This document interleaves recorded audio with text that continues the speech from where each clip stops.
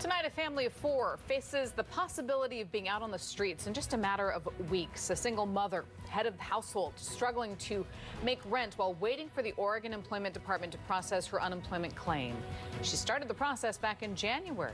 Good evening. Thanks for joining us for K2 News at 6. I'm Deborah Knapp. And I'm Ray Gazaway. K2's Christina Giardelli is on your side, digging into issues with the state employment agency. So, Christina, many applicants are telling you about similar problems since the agency rolled out this new software.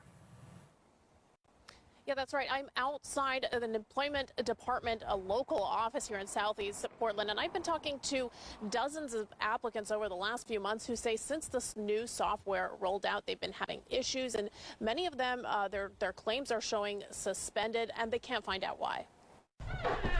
When she's not tag-teaming phone calls to the Oregon Employment Department with her daughter, Kennerine Jung is doing her best to hide her stress from her 7- and 10-year-old granddaughters. Trying to keep it as normal as possible, but it's hard. It's hard. I don't want to be in this situation, but sometimes things happen. What are you supposed to do? Her daughter, Chandara Spencer, supports the household, while Jung takes care of the kids. In December, Spencer lost her job. In January, she applied for unemployment. It took roughly 8 weeks for the department to determine eligibility. Then she was asked to go to the office in person. I don't drive, so getting transportation is difficult for me. She lives in Wilsonville, and the closest employment office is in Oregon City, roughly 15 miles away. She was able to make it there and complete the task on February 23rd. A couple days later, the employment department began shifting to a new software and stopped processing claims for a week during that rollout. Her claim has been showing suspended since then. I've worked really hard and I've really not asked for a lot from the system. Most times I've pressed on and I've done everything myself. She's a single mother supporting the family on one income while in school full-time to become a therapist. She's also expecting her third child. The family is 2 months late on rent and has been served with an eviction notice. Their court date in a few weeks. I'm not asking for a lot here. I did everything that was asked of me by unemployment, and I filed. I went looking for work.